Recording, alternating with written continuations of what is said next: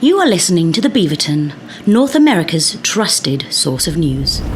This week on The Beaverton, Lindsey Graham's funeral was yesterday. If you're looking for a fun game of guessing who's a foreign politician and who's a male escort Graham hired in the 90s. You can now lease an iPhone if you want through a subscription service Apple is calling Idiot. Sorry, I think that's pronounced idiot. And Amazon acquires rights to more NHL games from Rogers. Sure, you'll now need to pay for another streaming service to watch hockey, but on the bright side, that's right, it's time to make fun of the news once again on the Beaverton Weekly Report. Welcome to the show, everyone. So glad you're tuning in. I'm your host, Luke Gormfield. Joining me this week is a regular panelist who hasn't seen The Odyssey yet, but still agrees with all your takes on it, Ian MacIntyre. Every one of you are correct. Even the angry ones. Especially the angry ones. Don't come for us. And a returning special guest, a Beaverton writer and Twitter phenom, whose viral posts you have undoubtedly seen all over the interwebs, Janel Comeau. Welcome. Woo, I'm haunting your Reddit. You have a Reddit? No, I'm just on there all the time. Like a jump good. scare. My big white face. Well, hey, if you're looking for big white faces, you came to the right place. All right. Well, welcome to the show, everyone. Thank you so much for being here, Janelle. Thank you so much for being here, Ian. Let's dive in. We begin, of course, with the trade war continuation. Dominic LeBlanc is. I'm so glad we're going on hiatus. Always the energy you want to get engaged in a show. Oh, buddy, I'm leaving it all out there in the field. I am pumped for this episode, but I'm really. We come back after a month, and I don't know. The United States has changed management. Yeah. There'll be more trade war. They'll wait. Yeah. They put up a sign looking for some applications. Or it's a spirit Halloween. Who knows? Yes. So Dominic LeBlanc is in Washington for the intensified, to use Carney's term, trade negotiations that have been going on ever since Trump announced his thoroughly ridiculous list of new tariffs that would be imposed that we covered last week. And just to check, LeBlanc, he's our trade minister? Yeah, I think he's basically the Swiss Army knife of Canadian politicians. Oh, he has been in genuinely. He has. If you look at, he has been in every role that exists except for I think foreign minister and finance. And in that time, and I'm not trying to just like glaze this guy, but and in that time he also successfully battled cancer. Like he's a pretty impressive dude. But the liberals just move him from post to post wherever they need a guy who's like super reliable and will also like take no shit. Okay. So he's kind of their take no shit guy. Like he was he was like their house leader for a long time, which basically meant he was in charge of anytime there was an annoying question period thing, he would pop up and be like, fuck you. Like that was his role in a slightly more elegant manner. But yeah, so that's who Dominic LeBlanc is. He's the liberal Swiss Army knife. He's their go-to guy for basically all things. Trudeau used him a ton. Carney is using him as well. And in the middle, literally, he had a very serious form of cancer that he seems to have recovered very well from, which is wonderful. And we wish him all the best in that front and the front of trying to get us a trade deal with the U.S. I think he has his work cut out for him because Trump asked about these so-called intensified negotiations, immediately weighed in on his thoughts on a Kuzma deal. So the USMCA, are you looking to update that? I don't care. I mean, I don't really want to. I'd rather be independent. Here's the thing. Mexico and Canada need us. We don't need them.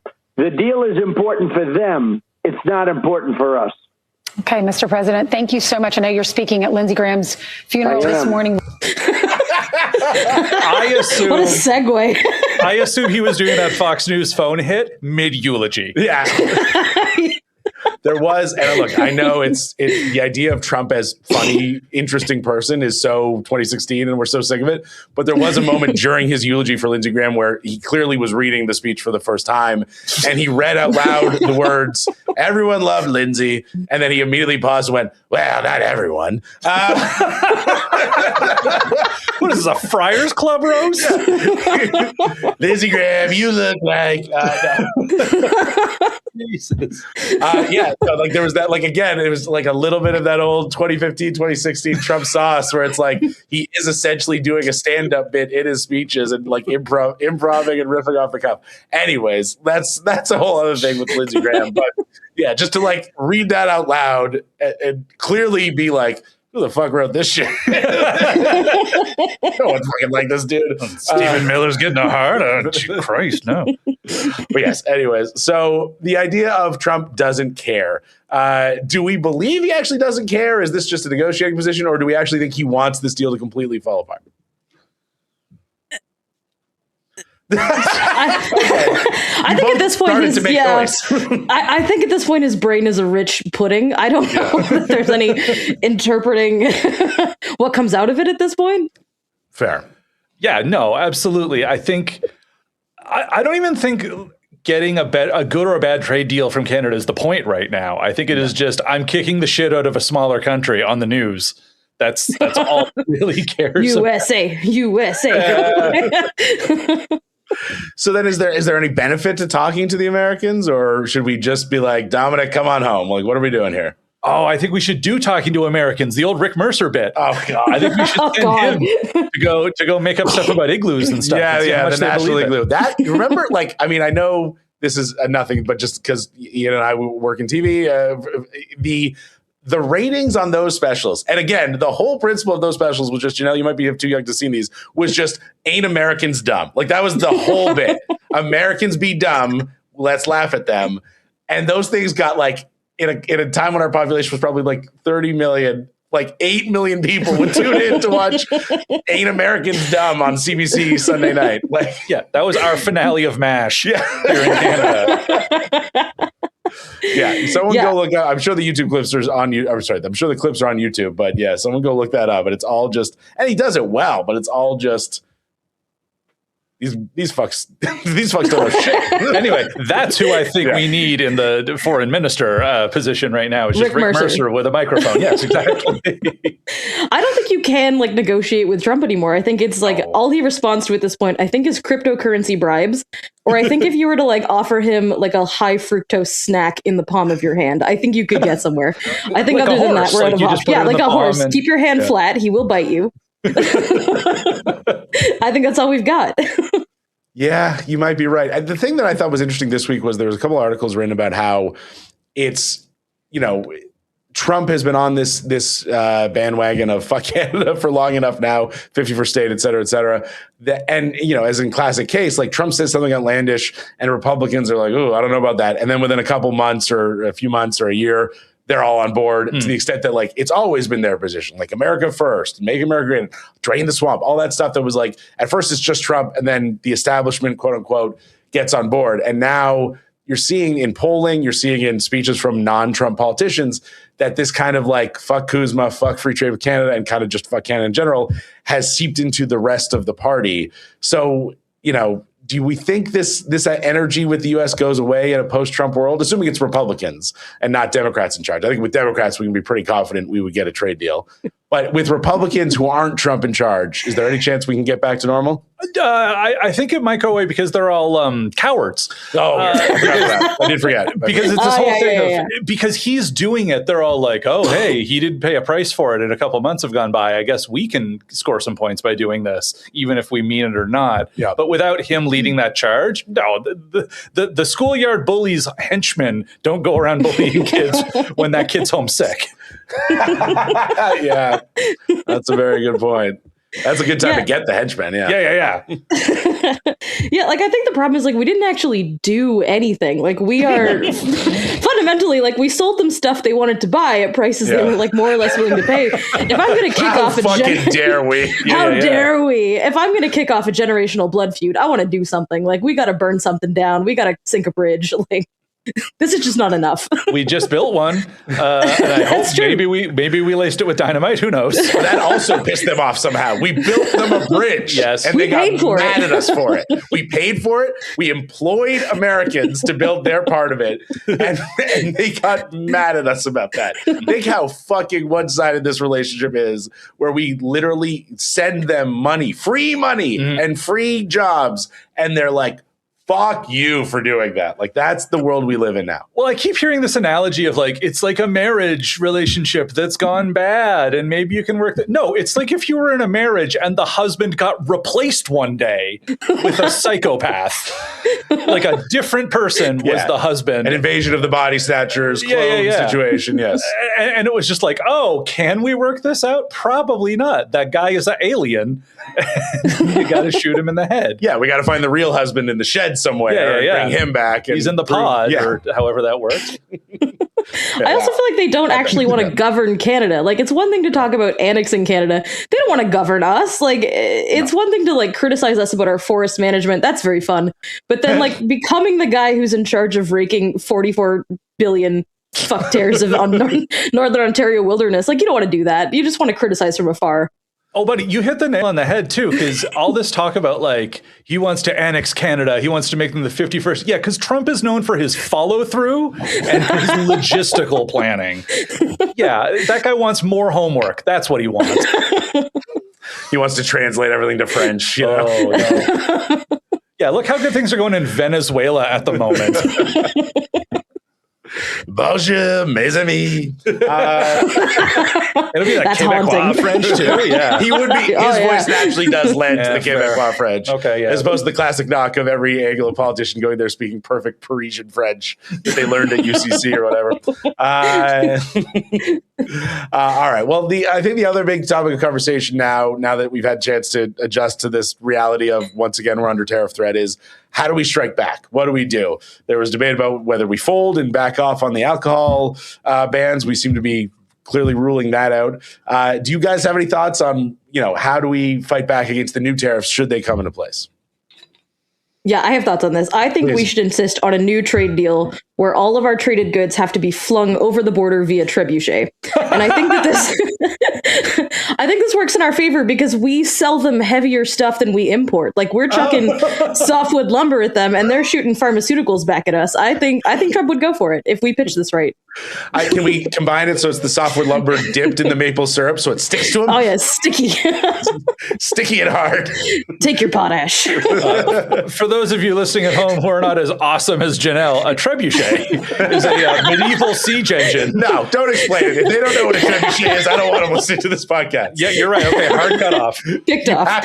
Unsubscribe right now. If you do not know what a trebuchet is, at reference. But I think that is an excellent plan, too. Yeah, all our goods are like high or like low margin, very heavy physical goods. And yeah, we should be launching them into North Dakota. Yeah, just a couple thousands of barrels of heavy crude oil launched in the upper Midwest. What, you wanted our energy? Refine this. In return, we get like spark plugs. We'll be fine. I do think, though, like, because part of the problem is Mo in Saskatchewan and obviously Danielle Smith in Alberta are like, but we can't use the things that are obvious weak points for them. That's what our money is from. Yeah. At some point, they're going to have to give up on that because I do think they really run the risk of their provinces. Yes, I know that those are their provincial industries in Saskatchewan and Alberta, but like, Canada wants to fight back against the United States. And if you're going to drag your feet on that indefinitely, you're going to start paying a price for it at home.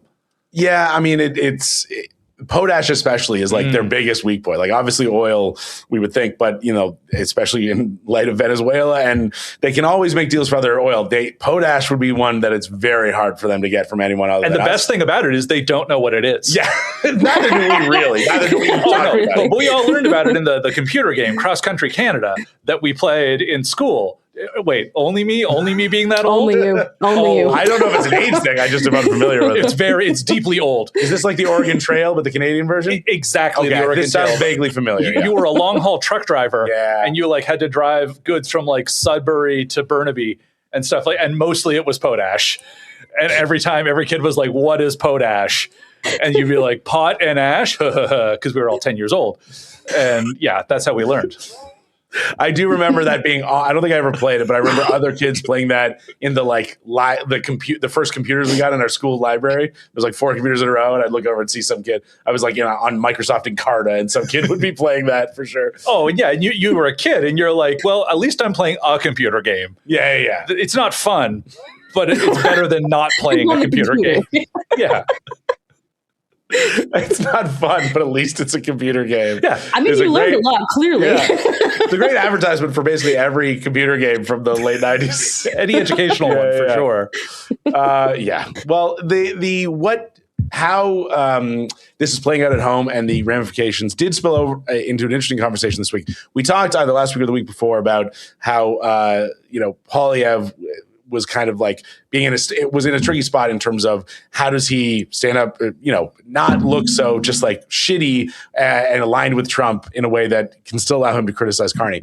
Now this is kind of broken out into a wider conversation about conservatives as a whole. Andrew Coyne wrote an interesting op-ed in the Globe and Mail, and I'm just going to quote the opening, which is, do some conservatives feel a greater loyalty to their ideology than their country? Does this lead them to side with Donald Trump in the United States against Canada in a dispute that turns in part on whether Canada should exist as a country separate from the U.S.? Does it also lead them to favor the separatist side in the coming referendum in Alberta, which is also about whether the country should exist in its current form? Coyne kind of goes on to make the point that it's like they're, among some conservatives, obviously not all, the kind of knee-jerk reaction to the Trudeau era and the Carney era is like, we oppose everything the Liberals do, has made them side more with the Trump world in this dispute, in this trade war, in a way that like maybe they don't always realize they're doing it, but it comes across as very like, especially Poilievre, that's been the knock on him for years now, is that he's a very Trumpy figure. Do you agree that is kind of like the biggest issue or one of the biggest issues facing the conservatives right now is they're seen as like kind of not on Canada's side? I mean, it's not great. Yeah, it ain't helping. It's not helping. You can disagree with the premise, to be clear, that maybe you don't think they are being seen that way. No, I absolutely think they're being seen that way. But I think that's not just from a place of Poilievre reflexively criticizing Carney, which he does and which people are getting tired of. Yeah. But it's the fact that he can never bring himself to criticize Trump out loud or even mention Trump as existing. Yeah. It's people have noticed, my dude. It's been a couple years of that now. Yeah, I don't understand what the holdup is on that because, okay, you would say maybe after the 2019 election that you would say like, oh, well, they were worried about losing support to the People's Party because like that was an actual concern for half a second there. Like, what is Maxime Bernier going to do? Is he going to fracture the right wing the way the Canadian Alliance or the Reform Party did to the PCs back in the day? And we got to protect against the right. And that was sort of Poilievre's reason for becoming leader was like, I will unify the center right and the right. I am a uniter. Yeah. And in doing so, I will alienate everybody else. But yeah, like that was sort of his argument. I will unite everyone against me. Yes. Common enemy. But yeah, so that was sort of his argument was we got to ward off the People's Party of Canada. Now, I mean, we're sitting here in 2026 and the People's Party of Canada is the biggest afterthought in the history of that. Like, no one is worried about the People's Party of Canada. I forget they existed until you bring it up on this podcast, for sure. I know. I shouldn't get away with the People's Party of Canada minute. I insist we do every week. What's going on with those fucking lunatics? The big, tough, strong macho party with their purple colors. But anyways. But hey, Prince wore purple. Yes, the toughest man around, Prince. Everyone, the thing you think about with Prince is how big and beefy he was. yeah, he wasn't 5'2" and wore children's-sized clothes. Yeah, you definitely don't think of sex, cocaine, and Jesus in some order. That is still maybe my favorite Onion headline of all time, which is not to, praise another organization too much, but like when the day Prince died, an hour or two later, they had an article go up that was just nation too sad to fuck, even though they know that's what Prince would have wanted. And I was like, that's so perfect. Fucking perfect. That's good. But anyways, so I don't understand why Poilievre is so, other than he agrees with him a lot of the time, I don't understand why Poilievre, just as a matter of political expediency, isn't inclined to criticize Trump more. Like he's so clearly doesn't have to worry about his right flank the way he had to 5-6 years ago. This is pure conjecture. Yeah, pure conjecture. That's the podcast. I have always assumed that when it really, really looked like Poilievre was going to become the next prime minister, like all through 2024, he was running against Trudeau, he was kicking his ass. Yeah. I suspect certain promises were made. Ooh. I do. I've always suspected this. I have suspected that he was talking to people down in the States, in the Republican Party down there, and they were like, look, if you open up Canadian markets to us, if you give us certain concessions, if you work with us, then like if you scratch our back, we'll scratch yours and you'll be taken care of. I'm intrigued to know what, like, you mean just like straight up him monetarily, like his, They'll make him a millionaire. He'll become a CPAC star. He'll be the Canadian Victor Orban. The Victor Orban deal. Yeah, yeah, exactly. And we saw how well that turned out. I mean, look, he was in power for like a friggin' long time. Because you see how thirsty Poilievre is to go down and get in on like conservative media down there. How fucking fawning he was over Joe Rogan. Oh God. Like all that kind of stuff. Like I think he wants to play and he wants to get his O1 visa and go become a star in the States. And if he had to do that, those are hard to get. I know, right? You gotta have special skills. But yeah, I think that's how he saw this going. And I bet he made a lot of promises that he is now in no position to follow through on, but he's hoping that eventually he can. That's a much nicer answer than mine, which was going to be that he wants to knock down the prime minister's rotting residence and live up Trump's ass. That's I'm changing my answer to yours now. I don't know, it's a very large elephant in the room, and it's been there for a while. It's in the room. It's reading Lindsey Graham's obituary. It's Canadian Lindsey Graham. Wow. Oh my God! Could there be a worse thing to be? The Canadian Lindsay. Oh my God! Oh no! Jesus. Yeah, I mean, on some level, and I don't mean to sound overly sympathetic, but I do respect that it is a bit of a needle to thread. How do you're the opposition. Your job is to criticize the government. Your job is to oppose. Your job is to say they're not doing it right. How do you do that in a situation like this without seeming like we're on Trump's side, we're bending the knee to Daddy Trump, we're kissing the ring? How do you do both? Oh, I know how you do it. You hire another guy to do it. Because Poilievre just shuffled his cabinet, and they've got now the conservative shadow minister for Canada-U.S. relations. It's a guy named Shuvaloy Majumdar, and he puts out statements. Like last week, they put out a statement about the tariffs that came in, and it's signed from Majumdar, Eric Duncan, the shadow foreign minister. They're all shadows. Stephanie Hughes, there's like 5 names on this, and you know whose name is not on it? Poilievre's. Yeah, at all. Well, we talked about that with the Rehab Bridge. They put out a very reasonable, fair statement. And of course, the first thing everyone noticed is that like Poilievre's name wasn't on it, and he clearly hadn't reviewed it, or else he would have put in a bunch of bullshitty Poilievreisms. So he's basically outsourced it. He's outsourced the job of opposition. Yeah, like it's an IT department that he's sent overseas. He doesn't want to. Sorry. I would say at some point the Conservative Party needs to just sort of like humanely live trap Poilievre and release him into like a do nothing upper management corporate job where he will truly thrive. He has that energy. Absolutely. But also again, look, everyone has different reactions to people. So I'm not saying this is a universal experience, but like he has the energy of the guy in the office you hope doesn't swing by your cubicle. Oh yeah. Like you're like the guy who you hate that, oh shit, I'm trapped in the break room with Pierre Poilievre. Like, oh, he's microwaving fish in the fucking break room, and I came in to get my coffee, and now I'm stuck in a conversation with him about, did you listen to the Joe Rogan podcast this week? And it's like, this is the fucking nightmare. I wasn't on that one. Oh, did he mention my kettlebell? Like that fucking, that's the fucking nightmare. And he's that guy. And look, I get to some people that isn't how he reads. I genuinely understand that some people do think, look, he's a great father, he's a great husband. Sure. And like, I'm not taking that away, but I'm just saying pure vibes check. And it's been years of knowing this guy now, even and knowing him very well. And obviously he was in Parliament for years and years before that, before he became opposition leader. And it's just like, how do you get elected when your vibe is just the guy no one wants to talk to? And that's a tricky thing to be. And I think he did make a genuine effort to change that perception and even to change the substance of him. And that effort lasted 5 seconds. Yeah, he went on Mansbridge's podcast. He did a couple interviews, and then he couldn't do it anymore. He was sick of it. Yeah, genuine effort as a term is doing a lot of heavy lifting there. But I agree with, like, he tried for a minute and realized, oh, I hate this. Yeah. He is unfortunately, his curse and his gift is that he is authentically himself. And when it works great. And when it doesn't work, it fucking works against him. He's Calgary's Northeast cowboy. You're so yourself feels like a thing someone says when they're breaking up with you. And they want to leave down easy. Like, I love that you're so yourself. AKA, I fucking hate you. But you do you. Maybe someone else will like this. It's been a long time since I was broken up with, but now I'm thinking back to all of them. We get it. You've done all the dumping, Ian, all right? Just the meanest thing a middle school girl can say to you on the bus, like your best and worst quality is that you are yourself. Oh, God, Megan, that was so hurtful. Jesus. Yeah, that's right. That's right up there with like, I love that you don't try too hard, you know? Like that's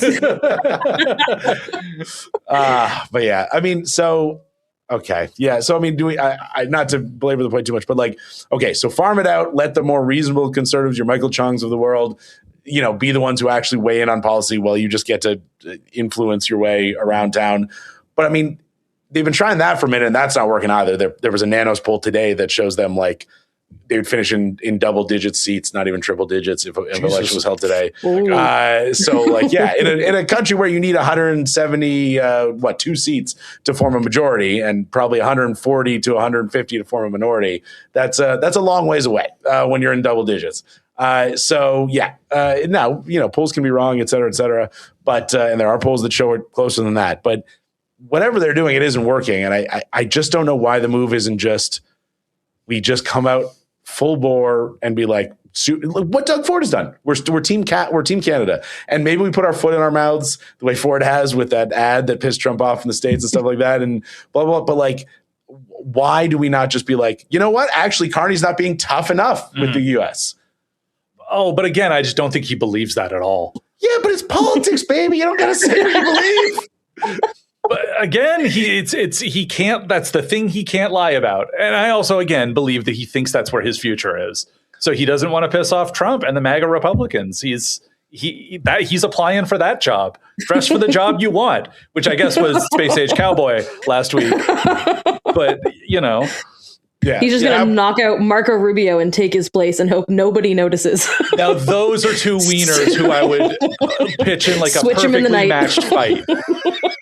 Trading places, but it's Marco Rubio, and no one really notices. Yeah, no one at all. Like, here, did you get a tan a bit? I guess. But other than that, no one would notice the difference. Yeah. Jamie Lee Curtis is like, fine, whatever. Underrated in that movie. Jamie Lee Curtis is really great. Funny. Yeah. Also a movie that, and this, I'm getting that age where I got to remember these things because like my oldest kid is getting really into movies and stuff. So I want to show him stuff. You got to remember, oh yeah, she's fully naked in that movie. So you got to, that's the one where you're like, oh yeah, wait. I remember that. She plays it like, you remember she plays a sex worker, but then you're like, oh yeah. She's just walking around topless for the first like 10 minutes of her role in that film. Just the days when a crowd pleasing comedy movie would just have a bunch of nudity in it for no good reason. Yeah. I mean, the good reason is, Jamie Lee Curtis is a fox, but other than that, it's like, why wouldn't you want Jamie Lee Curtis naked? But anyways.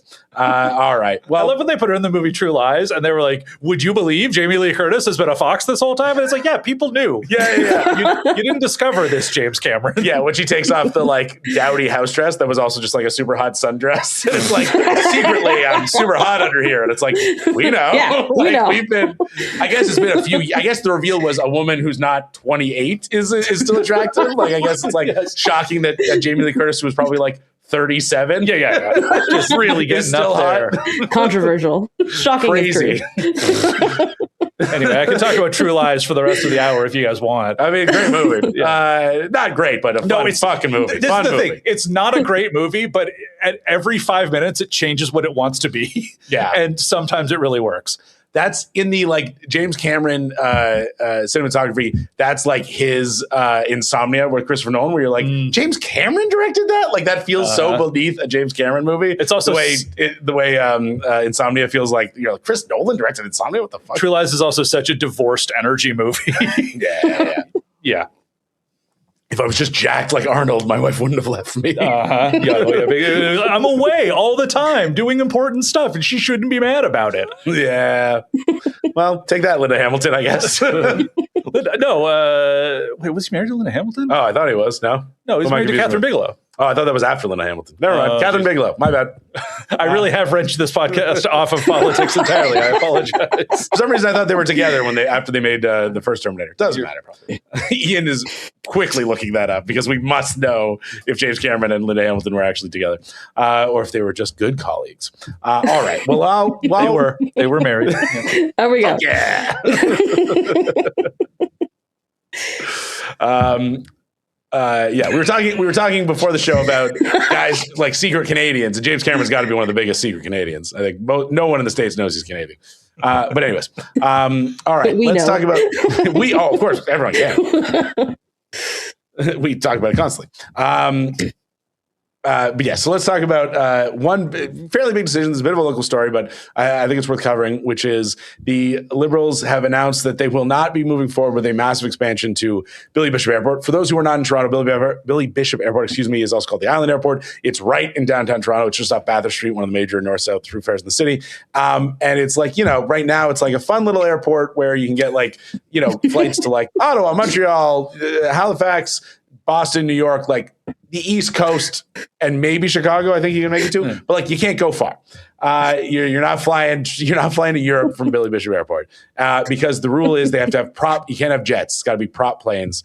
And so there's for years been a movement to expand Billy Bishop to allow jets and stuff, which would involve lengthening the runway, turning the airport into essentially a second major airport in Toronto. And the Ford government basically announced that they were going ahead with a massive expansion, and we covered that on the podcast. And we were pretty sure that Carney would go along with it because he seems to go along with everything Ford wants. But they announced this week, no, it's not happening. And despite the Ford government's claims that it still might, it seems like it's pretty much dead in the water. Were you surprised that Carney broke with Ford over this when they've been so kind of lockstep over everything else? They've been lockstep with some stuff. Like what is some of the stuff that they've gone with them on? Oh, I mean, basically everything till now. They've been. I mean, obviously he backed even when Doug Ford, as I said, put his foot in his mouth over the U.S. ad. Carney kind of backed him up. They've. Oh, but I remember him saying that wasn't helpful, Doug. Well, fair enough, but I mean, he didn't throw him under the bus that hard. Yeah, it could have been worse. Back. No, okay, I understand there's daylight between them. I'm not saying they're freaking wrecked, whatever, but they've made numerous funding announcements together. They've a lot of the Carney, what are those called? The major infrastructure projects. Alongside Doug Ford and the Ring of Fire and stuff like that. But I think the difference there is that those were good ideas. Sure. and things that would actually make revenue and benefit. And this was a bad idea that was going to cost Carney seats. So of course he didn't do it. I guess you can boil. Sorry, I was just going to say. I guess you can boil down a lot of analysis to. Oh, but that was a good idea before, and this was a bad stupid idea. So I'm not going to do it. You see the bind he was in. Yeah. I guess podcast over. Really, if you think about it. Sorry, you were saying. I'm just surprised we let any discussion about building new infrastructure in Canada even get to this point because I don't think we do that. This is Canada. Fair point. You will take a 97-hour via rail train from 1962, and you will like it. The Wi-Fi will be broken, and when it's working, it somehow still costs money. I've only flown into Billy Bishop twice, and it is kind of charming. If you're coming from Halifax, they put you on the plane that Amelia Earhart died in. They dug it up. Still didn't find her. They dug it up. Still, didn't fix it. They just put you straight on there. It's always operated by Porter, and then they just give you wine so that you don't panic if the plane breaks up over Lake Ontario. It's kind of fun. I like it. Yeah, it's in the Civil War when they gave you whiskey because they didn't have anesthetic. Yeah, a lot of gangrene in both cases. No, I used to take it all the time when my wife lived in New York. I would I was working downtown. I'd go right there, fly down to Newark. Blah blah. It was great. And same now, my wife worked she works in Toronto, but she has to go to Halifax for work a lot, so she does it all the time, and it's great. Mm-hmm. And I'm not suggesting we should demolish Billy Bishop Airport, but the idea that we were going to be the only city, I think, in the Western world with a major international airport literally next to our downtown core with jets just screaming. And and again, for people who don't know Toronto, I'm sure everyone knows this, but so much of our population lives in these condos down by the water that they've been building relentlessly for the last 30 years. And so it's like now you're going to have just fucking jets going over your head every 6 minutes. First off, that's insane. Luke, how dare you? We're the center of the universe. Everyone knows about Toronto. And for two, apologies. It's just canyons there. Like the noise would have reverberated off of all of those massive glass skyscrapers constantly. And like, there's been a lot of back and forth about like whether the jets would have been noisier or not. Ford keeps saying that they're whisper jets. That's not a real thing. That's like clean coal. That's fucking bullshit. Exactly. Yeah, no. It's like experts have said like, no, they would be at least as loud, if not a little bit louder. And there would have been a lot more of them too. There would have been a lot more jets landing constantly if they expanded the capacity. Yeah, like can you imagine? Like it's also right near. It's 1 block over from the Sky Dome. I'm going to still call it. And can you imagine you just sitting there having a beer in the afternoon, trying to watch a Blue Jays game, and every 5 minutes there's a fucking jet going over your head? Oh like, my that's god! Insane. Like that. Like that might break the Blue Jays' concentration, and they'd lose. Can't have that. Somewhere Claire just balled her fists up in a rage, punched her fist through a wall or something. But I mean, a big part of this too is the people really pushing for this island airport expansion. It's not all of Toronto. It was the downtown Bay Street crowd. Yeah, it was people who wanted to be able to like get out of their C-suite office and go down, hop over to the thing, and then fly somewhere further in a jet or a private jet and have jets coming in and out of the island. Private jets were apparently a big part of this. Yeah, that's why Doug Ford bought one with our fucking money. Yeah, because he was all he couldn't wait. Yeah. Apparently one of the secret things of this was like a big thing of it was that like you were going to have a lot of like the big reason that the billionaire class wanted it was because they were going to be just flying in and out of downtown Toronto on private jets, which I'm not sure like I don't know the rules on like if you have a private plane, that's smaller than a Porter plane, so presumably you could still do that. I don't know. I think it's a literal like jet definition kind of thing. Yeah. Suck it up, billionaires. Take the up train like the rest of us. Yeah. Also, we're currently building it's like a $5 billion expansion to Pearson. And look, I'm not saying it's fun getting from Pearson to downtown Toronto, but the up is stupidly expensive for what it is, but it works fine. And if you're one of those guys who's like, I don't take the train, fuck you. Just take a cab for 45 minutes. It is what it is. We don't need to ruin millions of people's daily lives so you can get to work or your fucking penthouse faster. Well, I think that was also the disconnect, too, between Doug Ford and his administration and Carney, which is that Ford has consistently run on a fuck you Toronto platform. Yes. This whole time. And so it never even occurred to him like, oh, yeah, people don't want this. And that might be a problem for someone else that's not me. And when Carney was like, yeah, all our seats are in downtown, or rather, we have all the seats in downtown Toronto. Yeah, we have literally all of them. There's a by-election coming up in East York Beaches soon. Like, we have to not actively spit in the face of our Toronto constituents. We should not shake the windows clean out of their apartments. Yeah, exactly, right? Yeah. So Doug Ford and all of his advisors are like, oh yeah, that's right. That's a concern for other people. That's not us. Well, today I think they came out and said it was like a small fraction of people were opposed to it or whatever. And it's like, come on, dude. Like, I mean, I heard Corey Tenike on his podcast fucking whining about it so much. Oh, what like, it's a bunch of lefty, astroturfed, know-nothings. The polling was overwhelmingly in favor of this airport, and that's because they polled all of Ontario. Of course. So somebody like Timmins is like, yeah, I guess. I don't know. It's because Doug Ford doesn't count renters as people, so they're not considered. Yeah. Yeah, they're 3/5 of a person, right? No. Christ. You know what that's in reference to. No, okay. I'm aware. Just checking. Yeah, I would just maybe you accidentally said that, but no, you know what you're saying? Okay, cool. No, yeah. Full chest. Well, I think that leads to a good question, which is like, does Doug Ford, not that part, but the general conversation, which is like, how does Doug Ford fuck us over now? Because like, if there's one thing we know, Doug Ford will not accept a defeat in the I'm going to fuck over Toronto wars. Like when the Supreme Court ruled he couldn't, or the courts, I guess, ruled that he couldn't cut our city council in half in the middle of an election. He was like, fuck you. I'll do it as soon as the election's over. I don't care. Whatever it takes, I will fuck over Toronto. So yeah, do you have any thoughts on his next move in how he will get us? Yeah, this is very hard to answer as a Haligonian because the idea that a premier would care at all about the fate of the largest city in this province is completely foreign to me. Halifax could sink into the Atlantic tonight, and I think it would take Houston about a week to notice, and you would only notice because the dust would impact the highways in Pictou County. That's I think Houston regional joke. No. I mean, we're doing this, but for the center of the universe. I'm always there for a Pictou County joke. Me too. I think Houston spends more time in Toronto than he does in Halifax. I think he does. I think Doug Ford's he's going to chop down the CN Tower like a tree. That's what they'll use as the bridge to the island airport. Yeah. So now you don't need to take the ferry. Yeah. I guess there is a bridge now. Oh, well, fuck it.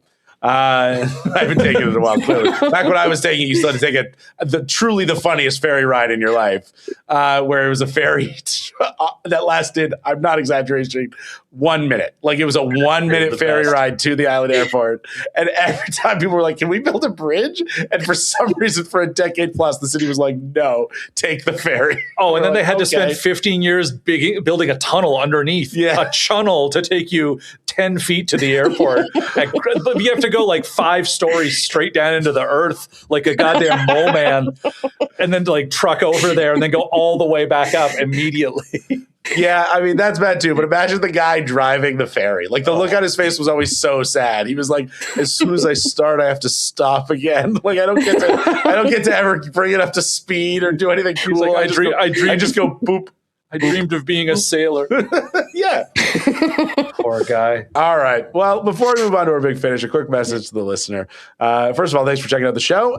If you'd be so kind, and if you haven't already, please hop on your podcast app of choice, subscribe, leave 5 stars, leave a review, say what you liked about the show. It really helps us move up in the charts and grow this thing to be even bigger and better than it already is. You can also share our video clips, tell a friend, tell your family, post about it online. Everything helps us get the word out that this is a fun, cool podcast that people should listen to. And if you're so inclined, you can also support us monetarily at patreon.com/thebeaverton. There you will be keeping this podcast going. You'll be keeping our website alive. And you will get an extended version of this episode every week where we talk about a story or stories we didn't cover in the rest of the episode. This week, we dove into Netanyahu's visit to Washington, D.C. for Lindsey Graham's funeral and for another tense meeting with Trump, let's say, and as well as Mamdani's admission that actually he can't throw him in The Hague. It was a lot of fun, so check that out at patreon.com/thebeaverton. Ian, do we have any shout-outs this week? Oh, yeah, we got a lot of good comments, both on the YouTube and on the Patreon. Zach V12 said the latest tariffs are specifically targeted at provinces that don't have an alcohol ban or that they supply oil or potash, kind of like we were talking about earlier. Alberta, Saskatchewan, it's trying to divide Team Canada. Would love to hear your opinion on that. So we did. We talked about that earlier. So we don't need to do that again. But thanks for leaving that comment, Zach. Retroactive, you're welcome. Yeah.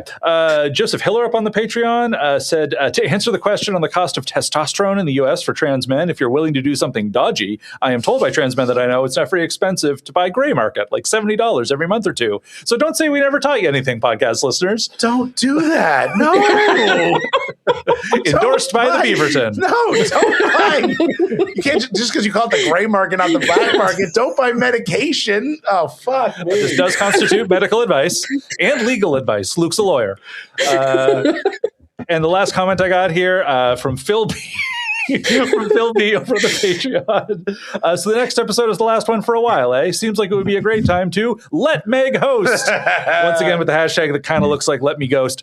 And we couldn't do that because Meg had plans tonight, but we did ask, and she is willing to host an episode in September when we come back. So look forward to that. We will make this happen. The internet has spoken. Who are we to disagree? And I just got some Patreon supporter shout-outs. Some of our new supporters, Tyson Boyce, Remerick, David Perlmutter, and Kevin Derbyshire. I like that name. And our OG supporters, Jane Bonsteel, great name, Thomas Clulo, Maggie, and Kim. Thank you all very much for your support. It really does mean the world. Thank you, Patreon supporters. And now it is time for the approximately 10-minute long quiz. It's the approximately 10-minute long quiz. Brought to you by Time.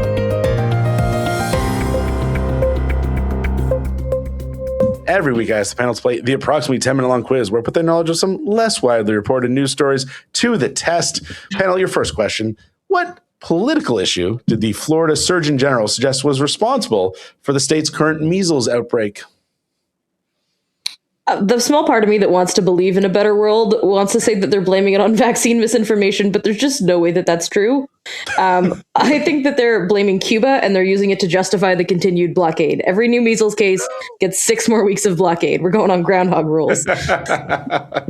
I'm going to say you get the point unless someone knows, and by someone I mean Ian, knows the more specific right answer. I was going to say the state measles outbreak is because it mutated along with hepatitis G, which stands for gator, down in Florida. But you asked for the political issue that they're blaming it on because I read the question wrong. So I'm going to say school lunches. Well, the reason I think Janelle gets the point is because indirectly sort of was vaccine misinformation. But what he said was abortion. Because and I'm going to read his full quote. And this guy is a full lunatic, by the way. Like this guy is Florida. Yeah, I know, crazy. No way. So his quote was, for some people may or may not know that the measles vaccine is developed with the cells that are a progeny from an aborted fetus. This is not true. And whether there's a connection between the fact that some of the students at this university chose not to receive that vaccine. There was a outbreak at a university, that vaccine, and it happens to be a vaccine that is related to the practice of abortion. I'm not sure. That's what you want is pure conjecture, from your health officials. Also, just so everyone knows, at once upon a time, the MMR vaccine was made from cells that came from human fetal lung tissue. This was in the 1960s. It is no longer from that. You are not having aborted fetuses put into you when you take the MMR vaccine. That is pure vaccine misinformation. So, in fairness, the Surgeon General is doing this as a side hustle while he manages a strip club. He's tired, Luke. He's also got a Margaritaville on the go. I'd be fine if it was aborted fetuses. I have low iron. I feel like that could help.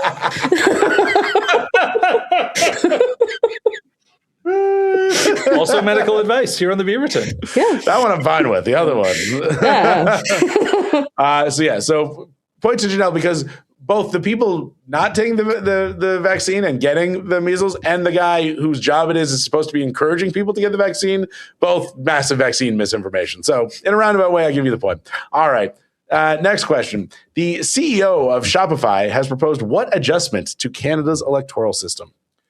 That every Canadian should buy the Beaverton's new summer cottage merch available on Shopify. Jesus. Didn't even try and tie it into the electoral system.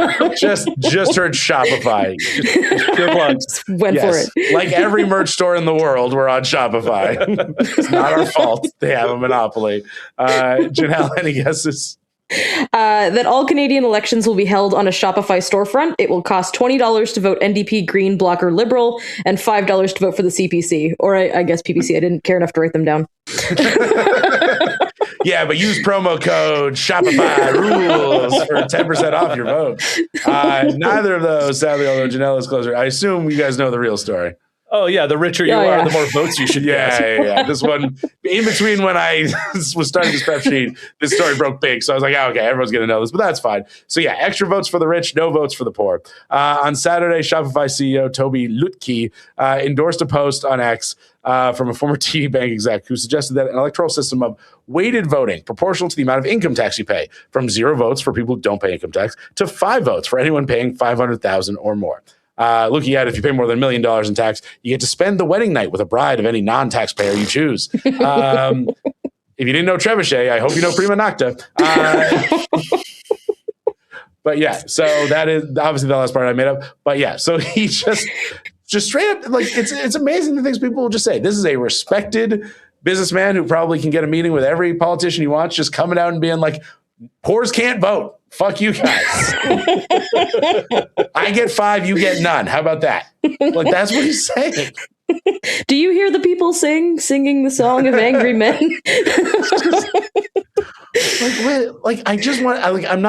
I'm generally pretty pro free speech, but I do want to go back in time where people had to consider consequences before they just came out and endorsed economic fascism, Like, I just want to... there needs to be some semblance of you can't say that or you shouldn't because we're going to punch you if you do. We really have developed a world where millionaires were so much better off when they didn't have Twitter and couldn't just say things publicly. They needed a publicist to do it for them, and the publicist's job was to keep them from endorsing fascism. Just some like middle-aged marketing manager slapping their phone out of their hand. That's what we need. Yeah, that is what they need. I am available. Yeah, it's just, and like the thing that's crazy is like you think he would say that, and then he'd be a day later he'd be like, "Well, he's put out an apology." No, he's just fucking doubling down and being like, "Look, it's a conversation. I'm not like." He's like, "I don't know if it's right, but it's worth." And then other people who are obviously in his orbit and or are super right wing are like, "Look, he's a great businessman, and maybe he's got some interesting ideas." It's like, what the fuck is happening here? We're just talking about ending democracy casually on social media. Like, what the fuck? Sorry for yelling. It's just crazy to me. It's like this. Oh yeah, the second or third wealthiest Canadian in the country, probably by all accounts.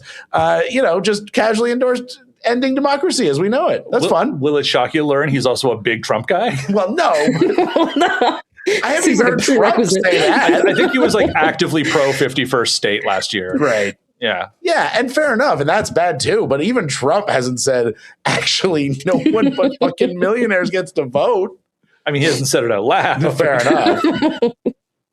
Anyways, all right, before I lose my mind even further. So point to Ian on that one. We're tied one up. Next question. What new technology has Japan unveiled to help its residents cope with summer heat waves?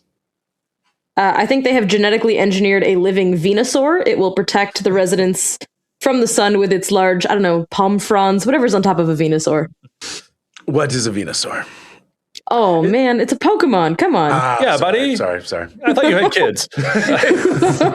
Yeah, my kids are cool. Hard stance. That's the divide. Yeah, that would be the difference. They play sports and ride motorcycles. And my 3/5 joke is going to alienate our listener base. Again, definitely equivalent. No. Venusaur, we keep referencing it, so we can't edit it out, though. That's good. Venusaur, that's the evolution of Bulbasaur, right? It is. See, Ian gets it. See, I wouldn't know. I knew Bulbasaur. Sorry, I'll get off this pedestal. Sorry. I think the technology Japan invented was a cell phone signal that instills intense cultural shame over sweating. Good. Do either of you know the real answer? A human fridge. It's not a fridge that is human, or a fridge? I want to be very clear. It's not a sex thing. It is a fridge for humans, but it's not a human centipede situation. There's no evil Nazi scientist. But yeah, I'm not going to pronounce this right. Dohimon box, developed by refrigeration and vending machine maker SDRS. It has been on sale in Japan since April. It holds an interior at 15 degrees Celsius while blasting 5 degrees Celsius air at your head, neck, shoulders, and back. These are the areas that can cool you down the fastest and help alleviate heat stroke. It costs less to run than a standard AC and requires no installation. You can just plug it into a wall. It is a cool product, no doubt. I would love it if we could find some tech that would actually solve climate change instead of coming up with fun ways to deal with it.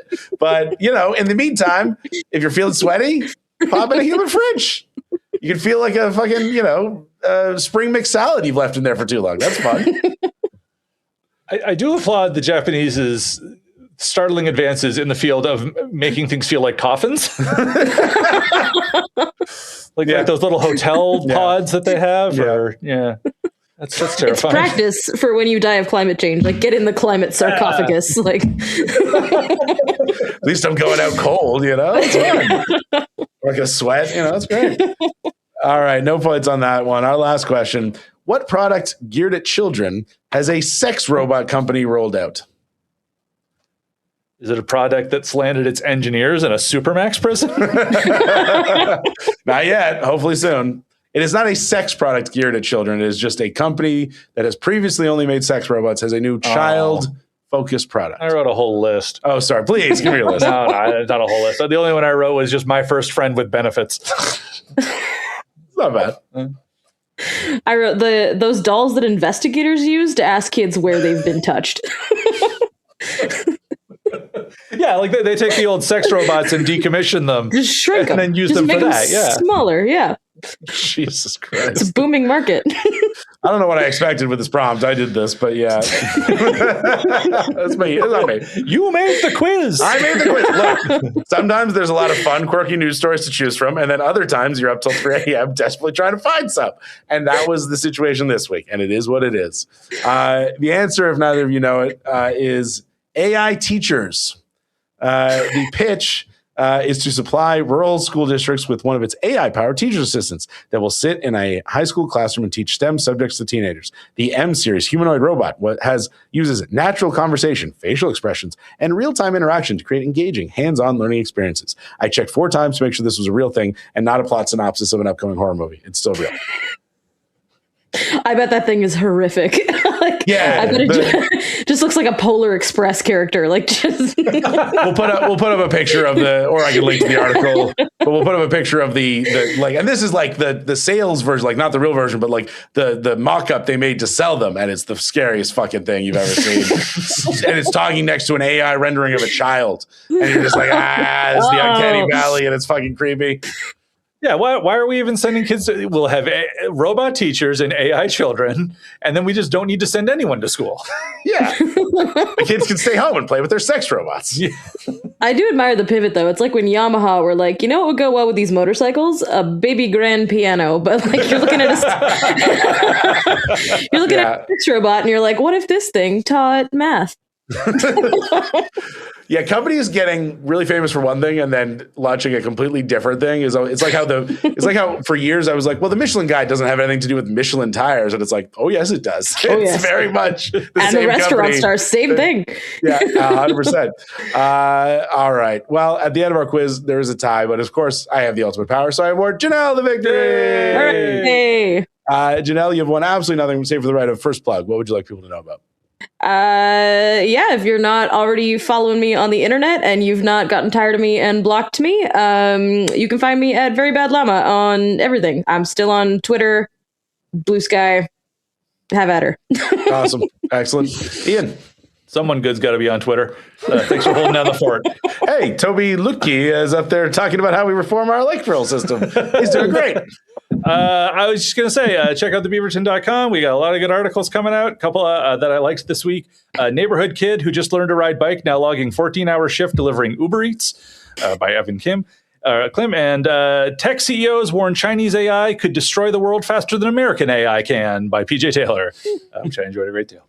Awesome. Great stuff. Thank you both for being here. And to everyone listening, as we mentioned last week, this will be our last episode for about a month until after Labor Day. We're going to take a little summer hiatus and hope you have a wonderful rest of your summer vacation. And we will talk to you in the fall. Talk soon. Bye. Bye. The Beaverton Weekly Report is produced by Andrew Rivamy in partnership with the From Superheroes Network. Visit FromSuperheroes.com to hear more great podcasts like this.